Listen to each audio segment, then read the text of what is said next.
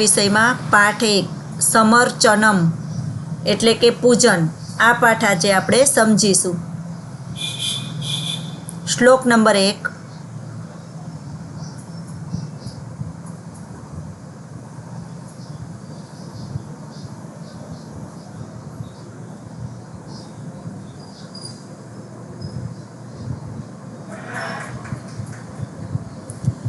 પહેલો શ્લોક છે ઋગ્વેદમાંથી લેવામાં આવેલો છે. 1:1:1 એટલે પહેલા મંડળમાંથી પહેલો શ્લોક. અગ્નિમ ઈડે પુરોહિતમ યજ્ઞસ્ય દેવમ ઋત્વિજમ હોતારમ રત્નધાતમમ. હવે અહીં જે ઊભી લીટી અને આડી લીટી આપી છે, આ છે વૈદિક સ્વર બતાવે છે. વૈદિક 3 સ્વર છે, ઉદાત્ત, અનુદાત્ત અને સ્વરિત. અહીં જે આડી લીટી છે તે અનુદાત્ત સ્વરની નિશાની છે અને ઊભી લીટી છે તે સ્વરિત સ્વરની નિશાની છે. આ શ્લોક બોલવા માટે સ્વર માટેની નિશાની છે. હવે અગ્નિમ ઈડે પુરોહિતમ યજ્ઞસ્ય એટલે અહીં આપણે લેવાનું છે યજ્ઞસ્ય પુરોહિતમ.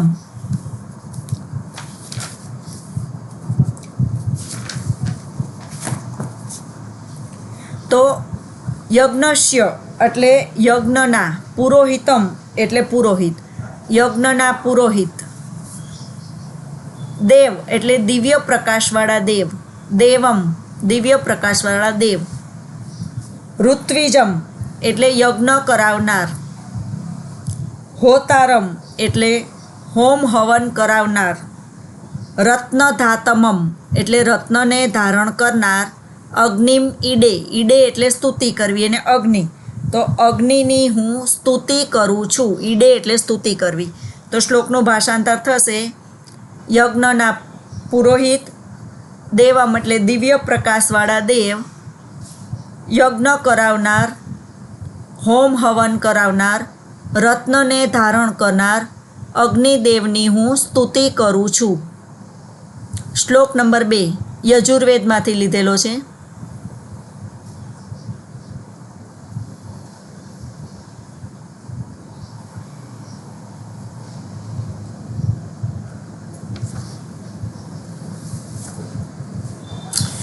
અગ્ને વ્રતપતે વ્રતમ ચરિષ્યામિ તત્સકેયમ.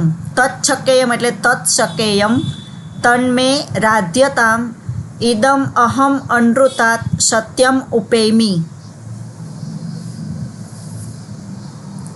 અગ્નિ વ્રતપતે એટલે હે વ્રતોના અધિપતિ અગ્નિદેવ. અગ્નિ એટલે અગ્નિદેવ. હે વ્રતોના અધિપતિ અગ્નિદેવ. વ્રતમ ચરિષ્યામિ એટલે હું વ્રતનું, ચરિષ્યામી એટલે પાલન કરીશ. હે વ્રતોના અધિપતિ અગ્નિદેવ, હું વ્રતનું પાલન કરીશ. તત્સકેયમ તન્મે રાધ્યતામ. રાધ્યતામ એટલે સિદ્ધિ કરાવો. તેની મને, તન્મે એટલે તેની મને, રાધ્યતામ સિદ્ધિ કરાવો. ઇદમ અહમ અનૃતાત. ઇદમ એટલે આ, અહમ એટલે હું, અનૃતાત એટલે અસત્યના માર્ગથી. આ હું અસત્યના માર્ગથી સત્યમ ઉપેમી, સત્યના માર્ગ તરફ ગતિ કરું છું. શ્લોકનું આખું ભાષાંતર થશે હે વ્રતોના અધિપતિ અગ્નિદેવ, હું તમારા વ્રતનું પાલન કરીશ. તેની મને સિદ્ધિ કરાવો. આ હું અસત્યના માર્ગથી સત્યના માર્ગ પર ગતિ કરું છું. હવે શ્લોક નંબર 3.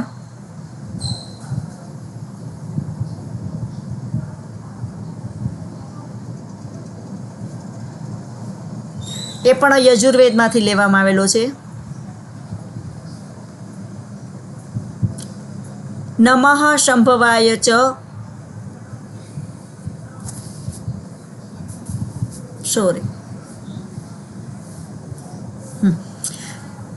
નમઃ શંભવાય ચ મયોભવાય ચ નમઃ શંકરાય ચ મયસ્કરાય ચ નમઃ શિવાય ચ શિવતરાય ચ.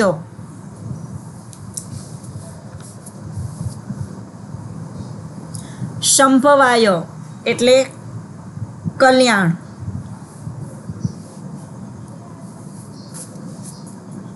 તો કલ્યાણ અને મયો ભવાય એટલે સુખ, સુખને જન્માવનાર. સંભવાય મયો ભવાય કલ્યાણ અને સુખને જન્માવનાર એવા સુખના દાતાને, શંકરાય સુખના દાતાને નમસ્કાર. મયસ્કરાય એટલે કલ્યાણ કરે છે, અને શિવાય એટલે સુખકારી છે. કલ્યાણ કરે છે અને સુખકારી છે.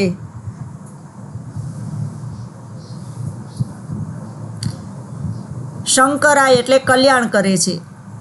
હવે મયસ્કરાય એટલે જે કલ્યાણ કરે છે તેમજ સુખકારી છે તેને નમઃ એટલે નમસ્કાર. નમઃ શિવાય ચ શિવતરાય ચ, જે શિવ અને શિવતરાય એટલે અતિશય કલ્યાણકારી, જે શિવ અને અતિશય કલ્યાણકારી છે તેને નમસ્કાર હો.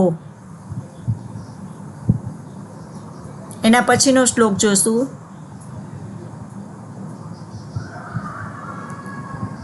હવે લૌકિક શ્લોક આવશે. પહેલા 3 શ્લોક છે વૈદિક શ્લોક હતા. આપણે વેદ 4 છે, ઋગ્વેદ, યજુર્વેદ, સામવેદ અને અથર્વવેદ. શ્લોક નંબર 4. યમ બ્રહ્મા વરુણ ઇન્દ્ર રુદ્ર મરુતઃ તુન્વંતી દિવ્યેહે સ્તવેહે. યમ એટલે જેની,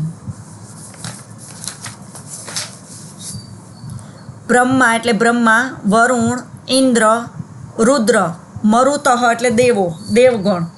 તો જેની, યમ એટલે જેની, બ્રહ્મા, વરુણ, ઇન્દ્ર, રુદ્ર અને દેવો, મરુત એટલે દેવો, સ્તુન્વંતી દિવ્યેહે સ્તવેહે એટલે દિવ્ય સ્તોત્ર વડે, દિવ્યેહે સ્તવેહે એટલે દિવ્ય સ્તોત્ર વડે, સ્તુન્વંતી એટલે સ્તુતિ કરે છે. તો ભાષાંતર થશે જેની બ્રહ્મા, વરુણ, ઇન્દ્ર, રુદ્ર અને દેવો દિવ્ય સ્તોત્ર વડે સ્તુતિ કરે છે. વેદેહે શાંગ પદ ક્રમો ઉપનિષદેહે ગાયંતી યમ શામગાહા. શામગાહા એટલે સામવેદનું ગાન કરનાર, સામવેદનું ગાન કરનાર એટલે સામનું ગાન કરનારા,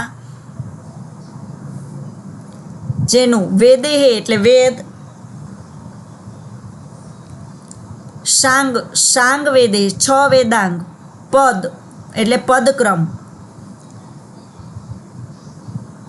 પદપાઠ અને ક્રમપાઠ, 6 વેદાંગ, પદપાઠ અને ક્રમપાઠ તેમજ ઉપનિષદ સહિત વેદોનું ગાન કરે છે. સામનું ગાન કરનારા શાંગ એટલે 6 વેદાંગ, પદપાઠ અને ક્રમપાઠ તથા ઉપનિષદ વગેરે વેદેહે વગેરે વેદોનું ગાન કરે છે. ગાયંતી એટલે ગાન કરે છે. ધ્યાનાવસ્થિત તદ્ગતેન મનસા પશ્યંતી યમ યોગીનો. અહીં યોગીનો, યમ એટલે જે,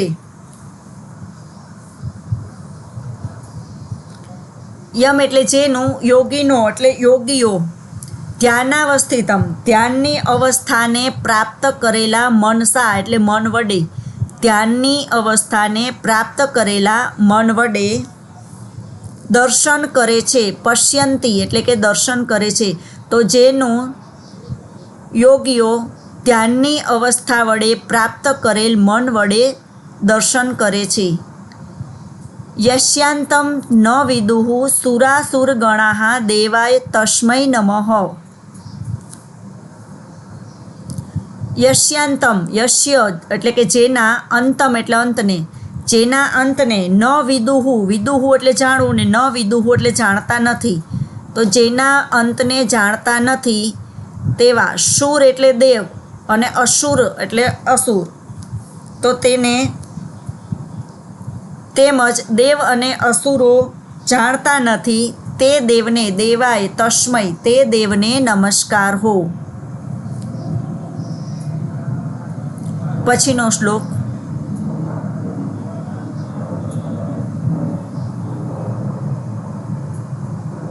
શ્લોક નંબર 5. ભયાનામ ભયમ, ભીષણમ ભીષણાનામ.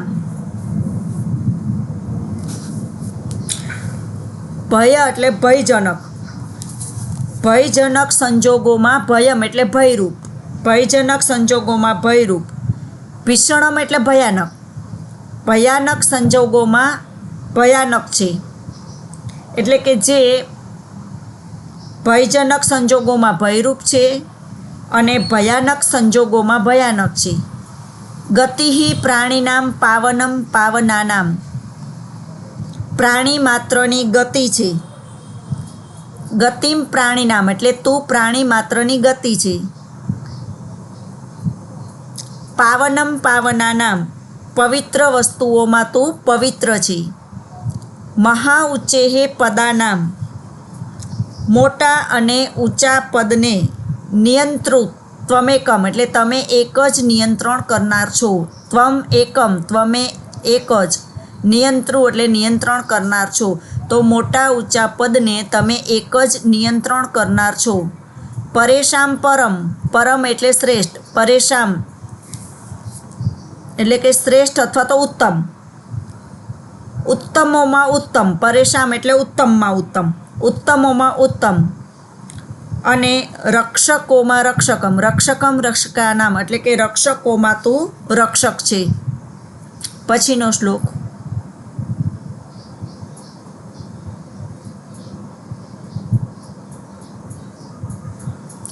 વયમ ત્વામ સ્મરામો વયમ ત્વામ ભજામો. વયમ એટલે અમે, ત્વામ એટલે તમારું, અમે તમારું સ્મરણ કરીએ છીએ, અમે તમને ભજીએ છીએ. વયમ ત્વામ ભજામો, અમે તમને ભજીએ છીએ. વયમ ત્વામ જગત સાક્ષી રૂપમ નમામઃ, અમે જગતના સાક્ષીરૂપ એવા તમને નમીએ છીએ. સદ એકમ, તમે એક જ. નિધાનમ એટલે સત્યનિધિ છો. નિરાલંબમ ઈશમ એટલે તમે આધાર વિહોણા ઈશ્વર છો. નિરાલંબમ એટલે આધાર વિહોણા, ઈશમ એટલે ઈશ્વર છો. ભવાંભોધિ પોતમ શરણ્યમ વ્રજામઃ, તમે ભવાંભોધિ પોતમ એટલે સંસારરૂપી સાગરને પાર ઉતારનાર નાવ છો. શરણ્યામ શરણમાં જવા યોગ્ય એવા તમને વ્રજામઃ એટલે પ્રાપ્ત કરીએ. હવે આપણે સ્વાધ્યાય જોઈએ.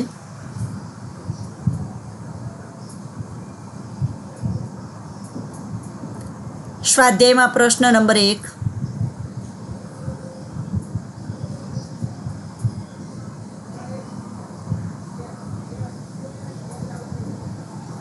સંસ્કૃતમાં પ્રશ્નોના ઉત્તર.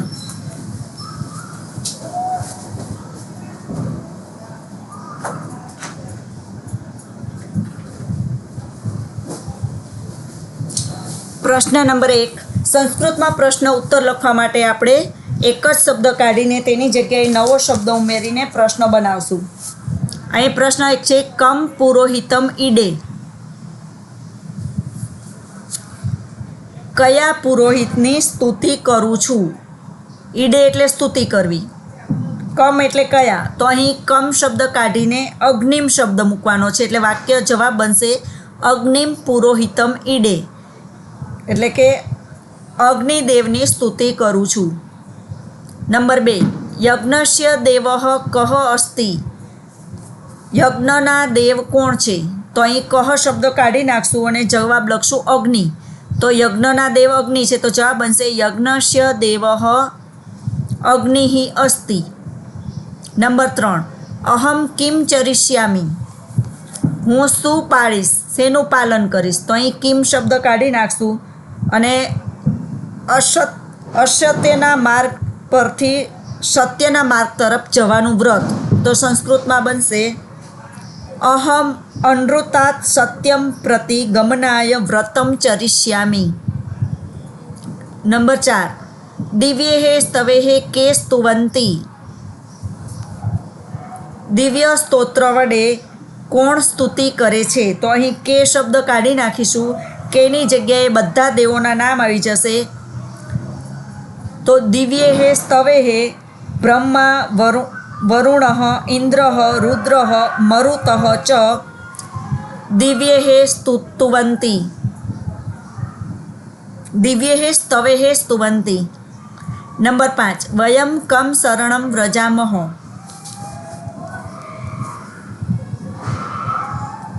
અમે કોના શરણે જઈએ છીએ. અહીં કમ શબ્દની જગ્યાએ આવશે નિરાલંબમ ઈશમ. તો વાક્ય બનશે વયમ નિરાલંબમ ઈશમ શરણમ વ્રજામહ.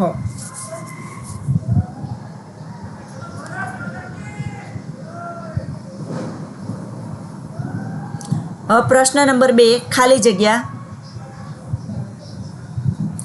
પહેલી ખાલી જગ્યા છે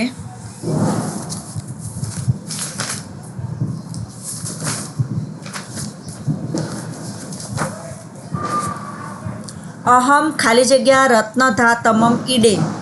તો જવાબ આવશે અગ્નિમ. નંબર 2 ઇદમ અહમ ખાલી જગ્યા ઉપેમી. જવાબ આવશે સત્યમ. નંબર 3 યોગિનઃ ખાલી જગ્યા પશ્યંતી. જવાબ આવશે મનસા. નંબર 4 સુરાસુર ગણાઃ દેવસ્ય ખાલી જગ્યા ન વિદુઃ. જવાબ આવશે અંતમ. નંબર 5 વયમ ત્વામ જગત સાક્ષી રૂપમ ખાલી જગ્યા. જવાબ આવશે નમામહ.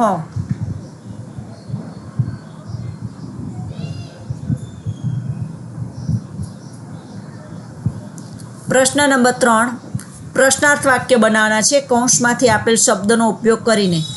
પહેલું વાક્ય છે દેવાય નમઃ. હવે કસ્મય શબ્દ વાપરવાનો છે તો દેવાય શબ્દ નીકળી જશે. કસ્મય નમઃ અને અહીં પૂર્ણ વિરામની જગ્યાએ પ્રશ્નાર્થ ચિહ્ન. નંબર 2 શાંગપદ ઉપનિષદેહે વેદેહે સામગાહ ગાયંતી. કે શબ્દ વાપરવાનો છે.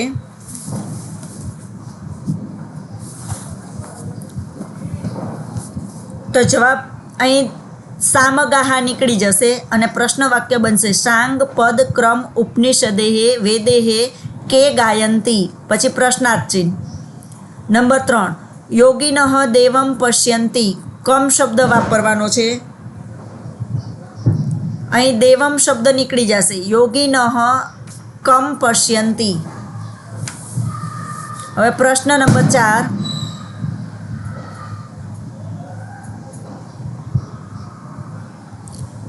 ગુજરાતી ભાષામાં પ્રશ્નોના ઉત્તર. અગ્નિદેવની કઈ કઈ વિશેષતાઓ મંત્રમાં વર્ણવી છે. તો શ્લોક નંબર 1 એનું ભાષાંતર લખવાનું છે. અગ્નિદેવ યજ્ઞોના પુરોહિત અને કુળગુરુ છે.